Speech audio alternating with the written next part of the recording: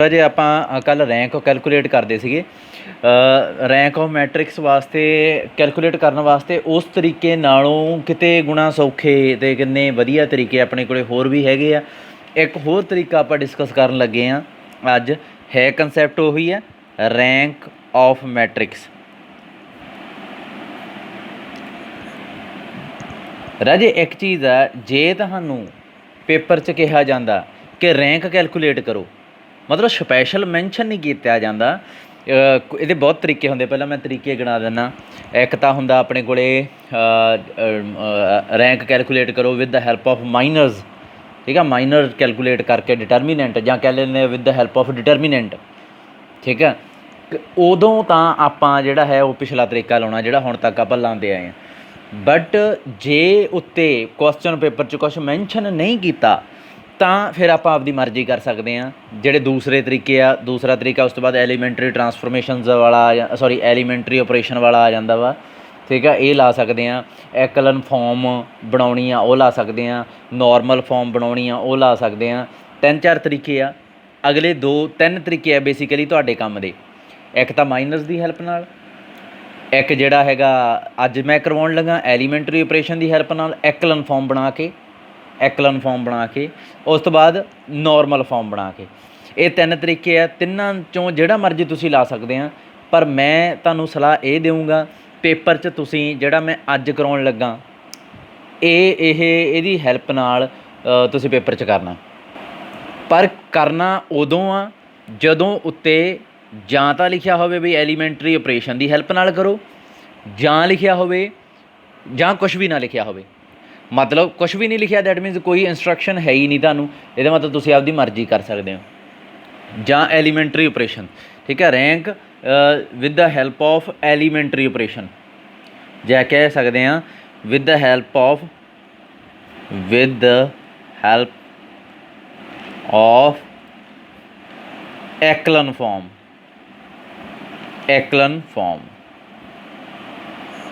ਐਕਲਨ form ਇੱਕ matrix ਦੀ ਥੋੜ੍ਹੀ ਜਿਹੀ ਸਪੈਸ਼ਲ ਟਾਈਪ ਦੀ ਫੋਰਮ ਹੁੰਦੀ ਹੈ। ਇਹ ਰੋ ਆਪਰੇਸ਼ਨ ਲਾ ਕੇ ਬਣਾਈ ਜਾਂਦੀ ਆ, ਠੀਕ ਹੈ, ਰੋ ਆਪਰੇਸ਼ਨ ਲਾ ਲੈਣੇ ਆ।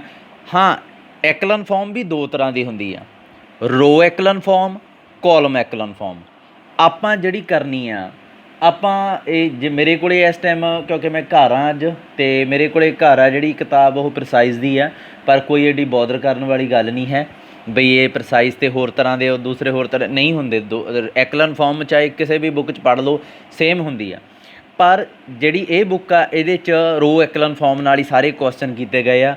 ਮੈਂ ਵੀ ਤੁਹਾਨੂੰ ਸੁਜੈਸਟ ਕਰੂੰਗਾ ਕਿ ਤੁਸੀਂ ਰੋ ਐਕਲਨ ਫੋਰਮ ਆ ਜਿਹੜੀ ਉਹਦੇ ਨਾਲ ਹੀ ਪੇਪਰ 'ਚ ਕੁਐਸਚਨ ਕਰ ਦੇਣੇ ਆ। ਕੋਲਮ ਐਕਲਨ ਫੋਰਮ ਵੀ ਹੁੰਦੀ ਹੈ ਇੱਕ, ਉਹ ਥੋੜ੍ਹੀ ਜਿਹੀ ਔਖੀ ਲੱਗਦੀ ਹੈ ਬੱਚਿਆਂ ਨੂੰ, ਠੀਕ ਆ, ਉਹਦੀ ਆਪਾਂ ਗੱਲ ਹੀ ਨਹੀਂ ਕਰਨੀ, ਕਿਉਂ ਫਾਲਤੂ ਗੱਲਾਂ ਆਪਾਂ ਵਿੱਚ ਲਿਆਉਣੀਆਂ ਹੀ ਨਹੀਂ ਹੈ। ਸੋ ਰੋ ਐਕਲਨ ਫੋਰਮ ਆ, ਮੈਂ ਉਹਦੀ ਹੈਲਪ ਨਾਲ ਕਨਵਰਟ ਕਰਕੇ ਅੱਜ ਤੁਹਾਨੂੰ ਸਮਝਾਉਣ ਲੱਗਾ। ਸਭ ਤੋਂ ਪਹਿਲਾਂ ਦੇਖੋ, ਇੱਕ ਮੈਟ੍ਰਿਕਸ ਦਿੱਤੀ ਹੁੰਦੀ ਆ, ਰੋ ਆਪਰੇਸ਼ਨ ਤੁਹਾਨੂੰ ਸਾਰਿਆਂ ਨੂੰ ਲਾਉਣੇ ਆਉਂਦੇ ਆ, ਕੋਲਮ ਆਪਰੇਸ਼ਨ ਤੁਹਾਨੂੰ ਸਾਰਿਆਂ ਨੂੰ ਲਾਉਣੇ ਆਉਂਦੇ ਆ। ਮੰਨ ਲਓ ਇੱਕ ਮੈਟ੍ਰਿਕਸ ਆ 1 2 3 4 5 6 7 8 9, ਇਹਦੇ 'ਤੇ ਕੁਛ ਆਪਰੇਸ਼ਨ ਲਗਾਏ ਤੁਸੀਂ। ਆਪਰੇਸ਼ਨ ਜਦੋਂ ਵੀ ਲਾਇਆ ਜਾਂਦਾ, ਜਿਹੜੀ ਨਵੀਂ ਮੈਟ੍ਰਿਕਸ ਬਣਦੀ ਆ ਉਹਦੇ 'ਤੇ ਇਹ ਸਾਈਨ ਪਾਇਆ ਜਾਂਦਾ ਹੁੰਦਾ, ਠੀਕ ਹੈ।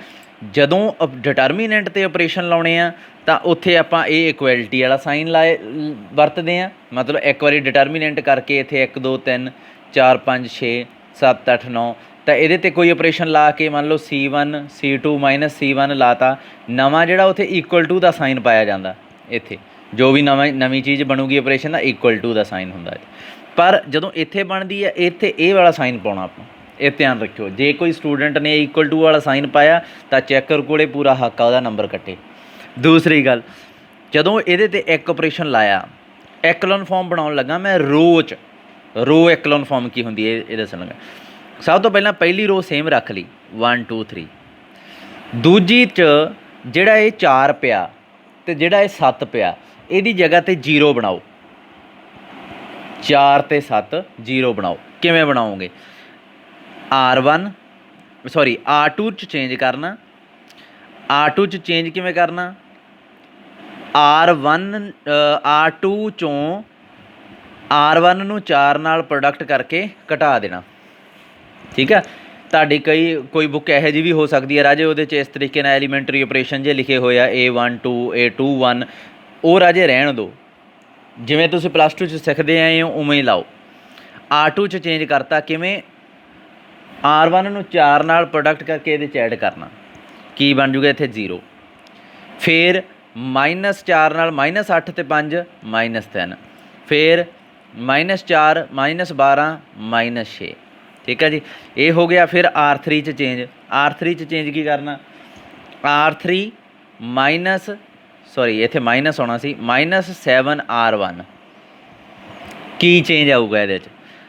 ਇੱਥੇ 0 ਬਣ ਜੂਗੀ, -7 ਦੂਣੀ 14, ਇੱਥੇ -6 ਬਣ ਜੂਗਾ, ਠੀਕ ਆ। -21 ਅਤੇ ਇੱਥੇ 12, ਆਈ ਥਿੰਕ ਇੱਥੇ -21, -7 21 ਅਤੇ 9, 12 ਦੇ 9 21 ਹੁੰਦੇ ਆ, -12 ਆਈ ਥਿੰਕ ਆ ਜੂਗਾ ਇਹ, ਠੀਕ ਹੈ ਜੀ। ਉਸ ਤੋਂ ਬਾਅਦ ਹੁਣ ਅਗਲਾ ਸਟੈਪ, ਬੇਸ਼ੱਕ ਇੱਥੇ ਕੈਲਕੂਲੇਸ਼ਨ 'ਚ ਰਾਜੇ ਜੇ ਕੋਈ ਮਿਸਟੇਕ ਹੋ ਗਈ ਹੈ ਤਾਂ ਉਹਨੂੰ ਇਗਨੋਰ ਕਰਿਓ, ਕਿਉਂਕਿ ਜਸਟ ਮੈਂ ਤੁਹਾਨੂੰ ਇਹ ਸਮਝਾ ਰਿਹਾ ਵੀ ਐਕਲਨ ਫਾਰਮ ਕਿਹੋ ਜਿਹੀ ਦਿਖਦੀ ਆ। ਇਹ ਨਾ ਸੋਚੀ ਜਾਓ ਸਰ ਇੱਥੇ -6 ਸੀ, ਇੱਥੇ -7, ਕੈਲਕੂਲੇਸ਼ਨ ਨੂੰ ਥੋੜ੍ਹਾ ਜਿਹਾ ਇਗਨੋਰ ਕਰੋ, ਕਿਉਂਕਿ ਮੈਂ ਜਲਦਬਾਜ਼ੀ 'ਚ ਕਰ ਰਿਹਾ। ਪਰ ਤੁਸੀਂ ਇਹ ਦੇਖੋ ਵੀ ਐਕਲਨ ਫਾਰਮ, ਰੋ ਐਕਲਨ ਫਾਰਮ ਦੀ ਮਤਲਬ ਕੀ ਆ ਕਿ ਪਹਿਲੀ ਐਂਟਰੀ ਦੇ ਨੀਚੇ ਜ਼ੀਰੋਜ਼ ਬਣਾਉਣੇ ਆ ਤੁਸੀਂ, 0 ਬਣ ਗਏ, ਉਸ ਤੋਂ ਬਾਅਦ ਥੋੜ੍ਹਾ ਜਿਹਾ ਹੋਰ ਚੇਂਜ ਕਰੋ ਇਹਦੇ 'ਚ। ਉਹ ਕਿਵੇਂ ਕਰਨਾ? ਫਿਰ ਆਪਰੇਸ਼ਨ ਲਾਓ, ਆਪਾਂ ਇੱਥੇ ਪਹੁੰਚ ਗਏ ਹਾਂ, ਆਪਰੇਸ਼ਨ ਲਾਓ। ਕਿਹੜਾ ਆਪਰੇਸ਼ਨ ਲਾਈਏ? ਹੁਣ ਇਹ ਜਿਹੜੀ ਆ -3, ਠੀਕ ਹੈ ਜੀ, -3 ਆਪਾਂ ਇਹਦੇ 'ਚ ਚੇਂਜ ਕਰਨਾ। ਇੱਕ ਮਿੰਟ ਤੁਹਾਨੂੰ ਮੈਂ ਦੱਸਦਾ ਰਾਜੇ, ਇੱਕ ਚੀਜ਼ ਨਾ ਮੈਂ ਪਹਿਲਾਂ ਇੱਥੇ ਮੈਂਸ਼ਨ ਕਰਨੀ ਚਾਹੁੰਦਾ ਬਈ ਆਪਣੇ ਕੋਲ ਨਾ ਹਰੇਕ ਬੁੱਕ ਆ ਜਿਹੜੀ ਉਹਦੀ ਨਾ ਅਲੱਗ ਇੱਥੇ ਇੱਕ ਰਹਿੰਦਾ ਵਾ, ਇਹਦੀ ਜਿਹੜੀ ਫੋਮ ਆ ਐਕਲਨ ਫੋਮ ਆ, ਹਰੇਕ ਬੁੱਕ 'ਚ ਥੋੜ੍ਹਾ ਜਿਹਾ ਫਰਕ ਤੁਹਾਨੂੰ ਦਿਖੂਗਾ ਇੱਥੇ ਜੇ ਤੁਸੀਂ ਬਰੀਕੀ ਨਾਲ ਦੇਖੋ। ਪਰ ਕਿਉਂਕਿ ਤੁਸੀਂ ਹਜੇ ਨਵੇਂ ਇਸ ਫੀਲਡ 'ਚ ਆਏ ਹੋ ਤਾਂ ਸ਼ਾਇਦ ਤੁਹਾਨੂੰ ਇਹ ਨਾ ਦਿਖੇ, ਪਰ ਕਈ ਕਿਤਾਬਾਂ 'ਚ ਹੈ ਇਹ ਚੀਜ਼। ਉਹ ਕੀ ਕਹਿੰਦੇ ਆ ਕਿ ਰੋ ਐਕਲਨ ਫੋਮ ਆ ਜਿਹੜੀ, ਉਹਦੇ 'ਚ ਉਹ ਕਹਿੰਦੇ ਆ ਵੀ ਇੱਥੇ 1 ਹੋਣਾ ਚਾਹੀਦਾ। ਮਤਲਬ ਅਗਲੇ ਸਟੈਪ 'ਚ ਜਿਵੇਂ ਹੁਣ ਦੇਖੋ, ਪਹਿਲਾਂ ਤਾਂ ਰੋ ਐਕਲਨ ਫਾਰਮ ਆ ਜਿਹੜੀ ਉਹ ਕੀ ਆ, ਉਹ ਕਹਿੰਦੀ ਆ ਕਿ ਇੱਥੇ -3 ਆ ਜਿਹੜਾ -3 ਪਿਆ ਰਹਿਣ ਦਿਓ, -6 ਆ -6 ਪਿਆ ਰਹਿਣ ਦਿਓ। ਪਰ ਦੇਖੋ ਇੱਥੇ 1 0 0 ਬਣਿਆ ਨਾ, ਇੱਥੇ ਅਗਲੇ ਸਟੈਪ 'ਚ -3 ਪਿਆ ਰਹੇ ਪਰ ਇਹਦੇ ਨੀਚੇ 0 ਬਣੇ, ਠੀਕ ਆ, ਜਾਣੀ ਕਿ ਅਗਲੇ ਸਟੈਪ 'ਚ 0 ਆ ਜਿਹੜੀ ਉਹ ਬਣੇ। ਇੱਕ ਚੀਜ਼ ਦੇਖੋ, ਜੇ ਤੁਸੀਂ ਅਬਜ਼ਰਵ ਕਰੋ ਨਾ ਇੱਥੇ ਰੋ ਐਕਲਨ ਫਾਰਮ 'ਚ ਹਰ ਅਗਲੀ ਰੋ 'ਚ ਪਿਛਲੀ ਰੋ ਨਾਲੋਂ ਜ਼ਿਆਦਾ ਜ਼ੀਰੋਜ਼ ਬਣ ਰਹੀਆਂ, ਬਣਨੀਆਂ ਹੁੰਦੀਆਂ। ਜਿਵੇਂ ਇਸ ਰੋ 'ਚ ਕੋਈ ਵੀ 0 ਨਹੀਂ ਬਣਦੀ, ਇਸ 'ਚ 1 ਬਣਦੀ ਆ, ਹੁਣ ਇਸ 'ਚ 2 ਬਣਨੀਆਂ ਚਾਹੀਦੀਆਂ, ਅਤੇ ਬਣਨੀਆਂ ਵੀ ਇਸ ਤਰੀਕੇ ਨਾਲ ਨਹੀਂ ਵੀ 1 0 ਆ ਗਈ ਇੱਥੇ ਆ ਗਈ, 1 ਇੱਥੇ ਆ ਗਈ 1 ਇੱਥੇ ਆ ਗਈ, ਨਹੀਂ, ਇਹ ਗਲਤ ਆ। ਇੱਥੋਂ ਸ਼ੁਰੂ ਹੋ ਕੇ ਜ਼ੀਰੋਜ਼ ਇੱਧਰ ਨੂੰ ਹੀ ਵਧਣਗੀਆਂ, ਅਤੇ ਜਦੋਂ ਰੁਕ ਗਈਆਂ ਉਸ ਤੋਂ ਬਾਅਦ ਇੱਕ ਨੋਨ ਜ਼ੀਰੋ ਐਂਟਰੀ ਆਊਗੀ, ਠੀਕ ਹੈ। ਜਿਵੇਂ ਜਿਵੇਂ 1-2 ਕੁਐਸਚਨ ਕਰਦੇ ਹਾਂ ਆਪਾਂ ਇਹਦੇ, ਫਿਰ ਤੁਹਾਨੂੰ ਕਲੀਅਰ ਹੋਊਗਾ। ਜਿਵੇਂ 1 2 3 ਆ, ਪਹਿਲੇ ਨੂੰ ਕੋਈ ਮੈਂ ਇਫੈਕਟ ਨਹੀਂ ਪਾਇਆ, 0 0 ਇੱਥੇ ਤਾਂ ਉਵੇਂ ਪਿਆ ਰਹੂਗਾ, ਚਲੋ 0 0 ਤਾਂ ਇੱਥੇ ਬਣ ਗਿਆ, ਇਹ ਆਪਣੇ ਕੰਮ ਦੀ ਚੀਜ਼ ਬਣ ਗਈ। ਇੱਥੇ -3 -6 ਵੀ ਬਣਿਆ ਪਿਆ। ਹੁਣ ਮੈਨੂੰ ਪ੍ਰੋਬਲਮ ਆ ਇਸ -6 ਤੋਂ, ਇਹਦੇ ਤੋਂ ਇੱਥੇ 0 ਹੋਣੀ ਚਾਹੀਦੀ ਸੀ।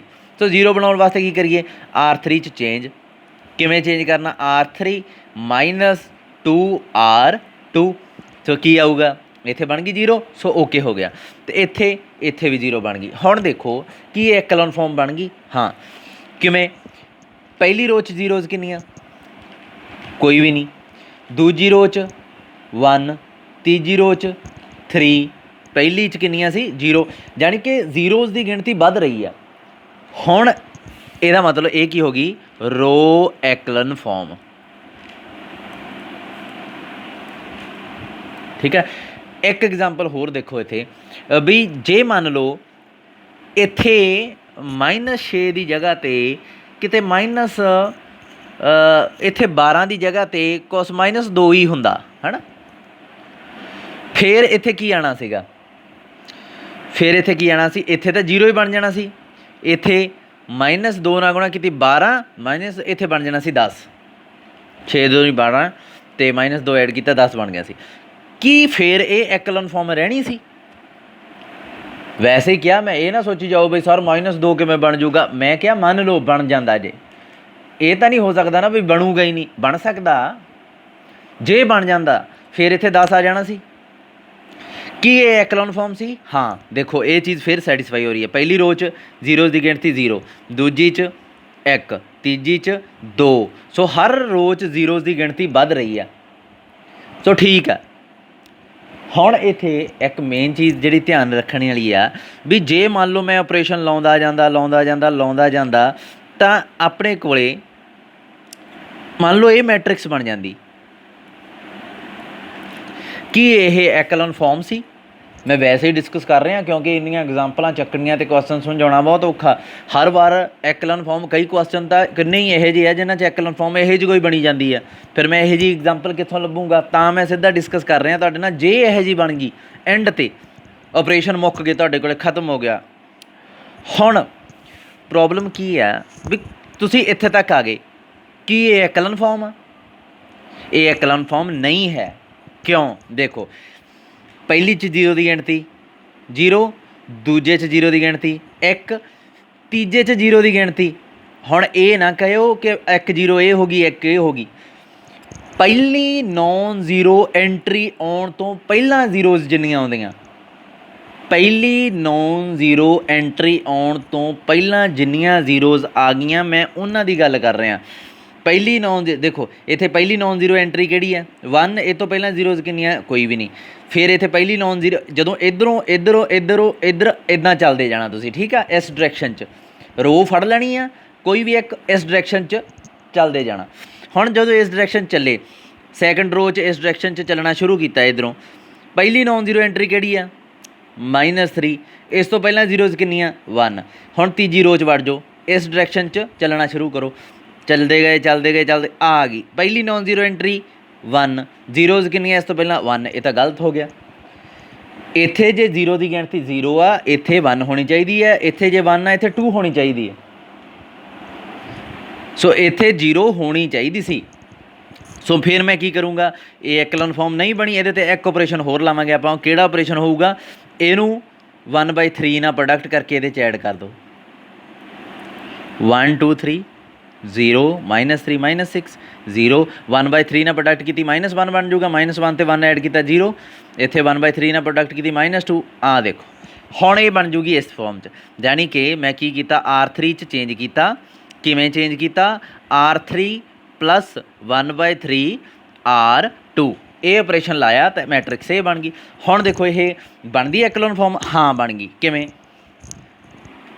ਪਹਿਲੀ ਰੋ 'ਚ ਇੱਧਰ ਨੂੰ ਚੱਲਣਾ ਸ਼ੁਰੂ ਕਰੋ, ਪਹਿਲੀ ਨੌਨ ਜ਼ੀਰੋ ਐਂਟਰੀ 1। ਇਸ ਤੋਂ ਪਹਿਲਾਂ ਜ਼ੀਰੋਜ਼ ਕਿੰਨੀਆਂ? ਕੋਈ ਵੀ ਨਹੀਂ, 0। ਫਿਰ ਦੂਜੀ ਰੋ 'ਚ ਚਲੋ, ਪਹਿਲੀ ਇੱਧਰ ਚੱਲਦੇ ਗਏ, ਪਹਿਲੀ ਨੌਨ ਜ਼ੀਰੋ ਐਂਟਰੀ -3। ਜ਼ੀਰੋਜ਼ ਕਿੰਨੀਆਂ? 1। ਫਿਰ ਤੀਜੀ ਰੋ ਚਲੋ, ਪਹਿਲੀ ਨੌਨ ਜ਼ੀਰੋ ਐਂਟਰੀ -2। ਜ਼ੀਰੋਜ਼ ਕਿੰਨੀਆਂ? 2। ਦੇਖੋ 0 1 2 ਬਰਾਬਰ ਵੀ ਨਹੀਂ ਹੋਣੀ ਚਾਹੀਦੀ। ਜੇ ਇੱਥੇ ਦੇਖੋ ਇੱਥੇ ਬਰਾਬਰ ਹੀ ਸੀ ਨਾ ਗਿਣਤੀ, 1 ਸੀ, ਇਹਦੇ 'ਚ ਵੀ 1 ਸੀ, ਉੱਥੇ ਵੀ ਪੰਗਾ ਪੈ ਜਾਂਦਾ। ਸੋ 0 1 2। ਸੋ ਇਹਦਾ ਮਤਲਬ ਇਹ ਐਕਲਨ ਫਾਰਮ ਆ ਗਈ ਆ। ਹੁਣ ਮੈਂ ਤੁਹਾਨੂੰ 1 2 ਮੈਟ੍ਰਿਕਸ ਲਿਖਦਾ। ਮੰਨ ਲਓ ਤੁਸੀਂ ਆਪਰੇਸ਼ਨ ਲਾ ਕੇ ਐਂਡ 'ਤੇ ਉਹਨੂੰ ਐਕਲਨ ਫਾਰਮ ਬਣਾ ਲਈ, ਆਪਦੇ ਬੱਲਿਓਂ ਬਣਾ ਲਈ, ਤਾਂ ਕੀ ਉਹਦੇ 'ਚ ਜਿਹੜੀ ਹੈ ਉਹ ਐਕਲਨ ਫਾਰਮ ਬਣ ਗਈ? ਦੇਖੋ ਇੱਕ ਤਾਂ ਸਿੱਧਾ ਜਿਹਾ ਤਰੀਕਾ ਐਕਲਨ ਫਾਰਮ ਦੇਖਣ ਦਾ ਵੀ ਤੁਸੀਂ ਜਿਹੜੀ ਹੈ ਪਹਿਲੀ ਐਂਟਰੀ ਆ, ਜਿਵੇਂ ਇਹ ਮੈਟ੍ਰਿਕਸ ਪਈ ਆ 1 2 3, ਪਹਿਲੀ ਐਂਟਰੀ ਦੇ ਥੱਲੇ 0 ਬਣਾ ਲਈ ਦੀ ਹੁੰਦੀ ਹੈ। ਫਿਰ ਇੱਥੇ ਆ ਜਾਣਾ ਹੁੰਦਾ, ਠੀਕ ਆ? ਜੇ ਇੱਥੇ ਮੇਰੀ ਗੱਲ ਸੁਣੋ ਧਿਆਨ ਨਾਲ, ਜੇ ਹੁਣ ਮੈਂ ਦੇਸੀ ਤਰੀਕਾ ਦੱਸਣ ਲੱਗਾ ਜਿਹੜਾ ਕਿਸੇ ਵੀ ਕਿਤਾਬ 'ਚ ਨਹੀਂ ਹੁੰਦਾ, ਸਿੱਧਾ ਆਪਾਂ ਜਿਹੜਾ ਜ਼ਿਆਦਾਤਰ ਸਟੂਡੈਂਟ ਐਂ ਕਰਦੇ ਆ। 1 2 3 ਪਿਆ ਪਹਿਲੀ ਰੋ, ਇਹਦੇ ਥੱਲੇ ਤਾਂ 0 ਬਣਾ ਲਈ, ਠੀਕ ਆ? ਫਿਰ ਇਹਦੇ ਜਦੋਂ ਇਹ 0 ਕਿਵੇਂ ਬਣੀਆਂ? 2 ਆਪਰੇਸ਼ਨ ਲਾ ਕੇ ਇਹਦੇ ਥੱਲੇ ਤਾਂ 0 ਬਣਾ ਲਈ। ਮੰਨ ਲਓ ਤੁਹਾਡੀ ਮੈਟ੍ਰਿਕਸ ਬਣ ਗਈ ਇਹ। ਹੁਣ ਤੁਹਾਡਾ ਧਿਆਨ ਜਾਣਾ ਚਾਹੀਦਾ ਇਹਦੇ ਵੱਲ, ਠੀਕ ਆ? ਇੱਥੇ ਐਲੀਮੈਂਟ ਆ ਜਿਹੜਾ, ਇਹਦੇ ਥੱਲੇ 0 ਬਣਾਓ, ਇਹਦੇ ਥੱਲੇ 0 ਬਣਾਓ, ਠੀਕ ਹੈ ਜੀ? ਤਾਂ ਕੀ ਆਊਗਾ? ਇੱਥੇ 2 3 ਆ ਗਿਆ, ਇੱਥੇ ਇਹਦੀ ਹੈਲਪ ਨਾਲ ਆਪਰੇਸ਼ਨ ਲਾ ਕੇ ਇਹਦੇ ਥੱਲੇ 0 ਬਣਾਓ। ਸੋ 0 ਬਣਾਤਾ, ਮੰਨ ਲਓ 5 ਰਹਿ ਗਿਆ। ਦੇਖੋ ਆਪੇ ਹੀ ਇੱਥੇ ਗਿਣਤੀ ਆ ਜਿਹੜੀ 1 ਬਣ ਗਈ, ਇੱਥੇ 0 ਦੀ ਗਿਣਤੀ 2 ਬਣ ਗਈ, ਇੱਥੇ 0 ਦੀ ਗਿਣਤੀ 0 ਬਣ ਗਈ, ਠੀਕ ਆ? ਹੋਰ ਐਗਜ਼ਾਮਪਲ ਤੁਹਾਨੂੰ ਮੈਂ ਦੱਸਦਾ। ਥੋੜ੍ਹਾ ਜਿਹਾ ਲੰਬਾ ਕੰਮ ਕਰਦੇ ਹਾਂ ਆਪਾਂ, ਫਿਰ ਤੁਹਾਨੂੰ ਸਮਝ ਲੱਗੂਗੀ। ਮੰਨ ਲਓ ਤੁਹਾਡੇ ਕੋਲ 4 ਕਲੋਸ 4 ਮੈਟ੍ਰਿਕਸ ਆ ਗਈ 1 2 3 4 5। ਜੇ ਇਹ ਟਾਈਮ ਲੱਗ ਜਾਂਦਾ ਰਾਜੇ, ਇਹਨੂੰ ਇਹ ਨਾ ਸੋਚੋ ਬਈ ਇਹ ਹੱਥ 'ਤੇ ਹੱਥ ਮਾਰ ਕੇ ਆ ਜਾਂਦੀ ਆ, ਥੋੜ੍ਹਾ ਜਿਹਾ ਨਵਾਂ ਕੰਸੈਪਟ ਆ, ਕਿਉਂਕਿ ਪਹਿਲਾਂ ਤਾਂ ਇਹਦੇ ਥੱਲੇ 0 ਬਣਾਓ। ਮੰਨ ਲਓ 4 ਕ੍ਰੋਸ 4 ਆ, ਠੀਕ ਹੈ, ਤੁਹਾਡੀ ਮੈਟ੍ਰਿਕਸ ਬਣ ਗਈ ਮੰਨ ਲਓ ਇਹ। ਹੁਣ ਤੁਹਾਡਾ ਧਿਆਨ ਜਾਊਗਾ ਕਿਹੜੇ ਐਲੀਮੈਂਟ ਵੱਲ, ਇੱਧਰ ਆਈ ਉੱਤਰਦੇ ਜਾਣਾ ਤੁਸੀਂ, ਟੇਢਾ ਟੇਢਾ ਟੇਢਾ। ਦੇਖੋ ਇੱਥੋਂ ਮੈਂ ਉੱਤਰਦਾ ਗਿਆ ਉੱਤਰਦਾ ਗਿਆ ਉੱਤਰਦਾ ਗਿਆ, ਇੱਥੇ ਆ ਗਿਆ। ਇਹ ਜਿਹੜੀ 1 2 3 4 5 4 ਕ੍ਰੋਸ 5 ਹੋ ਗਈ ਮੈਟ੍ਰਿਕਸ, ਠੀਕ ਆ, ਚੱਲਣ ਦੋ, ਸਕੇਅਰ ਮੈਟ੍ਰਿਕਸ ਹੋਵੇ ਜ਼ਰੂਰੀ ਨਹੀਂ। ਇੱਥੋਂ ਸ਼ੁਰੂ ਹੋ ਜਾਣਾ ਟੇਢੇ ਟੇਢੇ ਟੇਢੇ ਥੱਲੇ ਐਂ ਉਤਰਦੇ ਜਾਣਾ ਆਪਾਂ। ਅਤੇ ਇੱਕ ਚੀਜ਼ ਯਾਦ ਰੱਖਿਓ, ਇਹ ਜਿਹੜਾ ਸਿਰੇ ਵਾਲਾ ਨਾ, ਇਹ ਨਾ ਕਿ ਵੀ ਸਰ ਆਪਾਂ ਤਾਂ ਡਾਇਗਨਲ 'ਤੇ ਆ ਗਏ, ਡਾਇਗਨਲ ਤਾਂ ਇਹਦੇ 'ਚ ਬਣਨਾ ਹੀ ਨਹੀਂ, ਠੀਕ ਹੈ। ਜੇ 4 ਕ੍ਰੋਸ 4 ਮੈਟ੍ਰਿਕਸ ਹੁੰਦੀ ਫਿਰ ਇਹ ਰੋ ਨਹੀਂ ਹੋਣੀ ਸੀਗੀ, ਫਿਰ ਮੈਂ ਕਹਿਣਾ ਸੀ ਵੀ ਇਹ ਪੂਰਾ ਡਾਇਗਨਲ 'ਤੇ ਚੱਲਦੇ ਗਏ, ਆਪਾਂ ਇੱਥੇ ਆ ਗਏ। ਇਹਦੇ 'ਚ ਕਾਹਦਾ ਡਾਇਗਨਲ, ਡਾਇਗਨਲ ਇੱਥੇ ਕੋਈ ਡਾਇਗਨਲ ਨਹੀਂ, ਪਰ ਬਸ ਆਪਾਂ ਚੱਲਦੇ ਆਈ ਆਉਣਾ, ਇੱਥੋਂ ਪੜ੍ਹ ਲੈਣੀ, ਫਿਰ ਐਂਟਰੀ ਜੰਪ ਮਾਰ ਕੇ ਇੱਥੇ, ਫਿਰ ਇੱਥੇ, ਫਿਰ ਇੱਥੇ। ਇਹ ਲਾਈਨ 'ਚ ਜਿਹੜੇ ਜਿਹੜੇ ਐਲੀਮੈਂਟ ਆ ਗਏ ਇਹ ਵਾਲੇ, ਇਹਨਾਂ 'ਤੇ ਆਪਾਂ ਖਾਸ ਧਿਆਨ ਦੇਣਾ। ਇਹਨਾਂ ਦੇ ਥੱਲੇ ਜ਼ੀਰੋਆਂ ਬਣਨੀਆਂ ਚਾਹੀਦੀਆਂ, ਬਸ ਇਹ ਧਿਆਨ ਦਿਓ। ਜਾਣੀ ਕਿ 1 2 3 4 5 ਉਵੇਂ ਹੀ ਇੱਥੇ 0 2 3 4 5 ਇਹ ਲਿਖ ਲਿਆ।